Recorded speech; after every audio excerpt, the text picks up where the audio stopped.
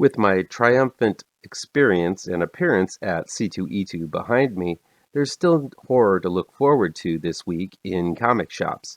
Remember, these are simply previews of what's new in comic shops, not reviews. Here's what's new in horror comics, August 10th, 2022.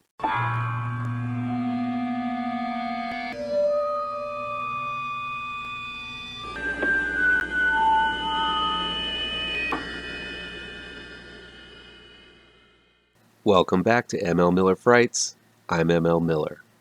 Before we begin, please do me a favor and punch that like button down below. Share this video with all of your social media addicted pals. Click subscribe to this channel and ring that bell for notifications. Let's check out This Week in Comic Book Horror, August 10th, 2022. Cover the Dead with Lime, number 1 is from Blood Moon Comics. The story is by Jonathan Chance, with art by Hernan Gonzalez. This one takes place during the Great Plague in England, with a cadre of plague doctors set loose in the disease-ridden streets to clean them up by any means necessary.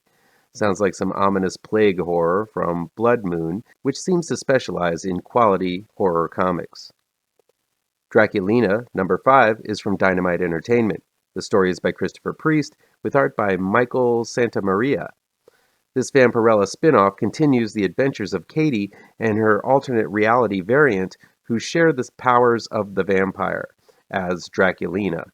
It's a complex tale that's made clear by stellar writer Christopher Priest, and of course, since it's Dynamite, the cover is overflowing with titties, titties, ass and titties. King Spawn, number 13, is from Image Comics. The story is by Sean Lewis, with art by Javier Fernandez. I don't know anything about this book, but it appears King Spawn has inherited something called the God Throne. That puts a target on his back. If the cover is any indication, the one doing the targeting is none other than old-school Spawn villain, the Violator. I'm starting to include Spawn titles in this roundup because technically, I guess they're horror even though it's been a lifetime since I've picked up a Spawn comic. Let me know if it's worth diving in again. Vampirella, Fairy Tales, number 1, is from Dynamite Entertainment. The story is by Sue Lee, with art by Emiliana Pinna. In what seems to be an unending barrage of Vampirella titles, now we've got Vampirella, and Red Sonja in her own book, starring as the hero in dark versions of fairy tales. I'm not sure if this book really needs to exist, but at least it keeps food on the plates of the titties, ass and titties cover artists. Ghost Rider, Vengeance Forever, number 1, is from Marvel Comics. The story is by Benjamin Percy, with art by Juan Jose Rip. Johnny Blaze visits Necro the Tattooist for some ink, and ends up going down memory lane, flashing back to previous incarnations of the Ghost Rider Blaze never knew about in this special one-shot from series writer Ben Percy and super artist Juan Jose Rip. Elvira in Horrorland, number 3, is from Dynamite Entertainment. The story is by David Avallone, with art by Silvia Califano. With Elvira trapped in the movie world, she finds herself on the Nostromo with a certain xenomorph on board. It's the Mistress of the Dark versus the most perfect killing machine in the galaxy. Who wins? Well, if that covers any indication, my bet it's the gal with the shapely and pale ass and titties. A Town Called Terror, number 5, is from Image Comics. The story is by Steve Niles, with art by Szymon Kudranski. Things are really heating up in this continuously great book.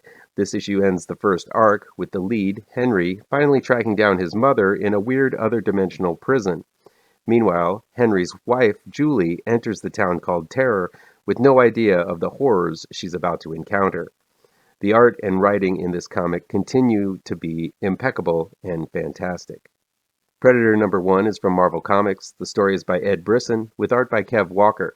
When she was a child, she watched a predator murder her family. Now she's all grown up and ready for some vengeance. I've been impressed with the level of storytelling the Alien series has continuously delivered. Here's hoping Ed Brisson and Kev Walker continue the trend and capture the magic of the first Predator movie like few of the preceding films have done. Finally, we have Sandman number 1 from DC Vertigo. The story is by Neil Gaiman, with art by Sam Keith. I haven't been able to catch up with the Netflix series yet, but this new comic adapts the series for those who aren't using a friend's password to watch the streaming service. While most adaptations pretty much suck, this one is done by Sandman creator Neil Gaiman and uber-talented artist Sam Keith. Even if I wasn't a fan of the series, which I am, I'd be checking this one out for the writing and art alone. That's it for this week's haul. I'm picking up a bunch of these titles this week, including Predator, Sandman, Ghost Rider, A Town Called Terror, and I might take a look at that Cover the Dead with Lime. How's about you? Let me know which ones look good to you down in the comments.